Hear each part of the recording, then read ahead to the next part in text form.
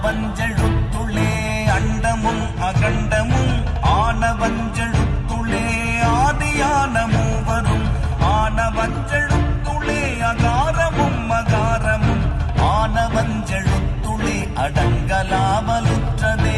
நானா மண்ணு, மானா தண்ணி, சீனா நெருப்பு, வானா காத்து, யானா ஆகாயம்.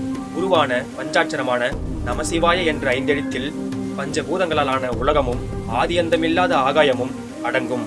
நமசிவாய என்ற ஐந்தெழுத்தில் மும்மூர்த்திகளான படைத்தல் தொழிலை செய்யக்கூடிய பிரம்மாவும், காத்தல் தொழிலை செய்யக்கூடிய விஷ்ணுவும், அழித்தல் தொழிலை செய்யக்கூடிய ருத்திரனும் அடங்குவர். நமசிவாய என்ற ஐந்தெழுத்தில் அகாரம் என்ற மெய்ப்பொருளான சிவமும், மகாரம் என்ற மாயையான சக்தியும் அடங்குவர். இப்படி அனைத்தையும் உள்ளடக்கி நிற்பது நமசிவாய என்ற திருமந்திரமே. எனவே மக்களே, நமசிவாய என்ற திருமந்திரத்தை ஒழுக்கத்துடன் உள்ளன்போடு உயிருள்ளவரை சொல்லுங்கள். வாழ்வில் நலம் பெறுவது மட்டுமின்றி உயர்நிலையையும்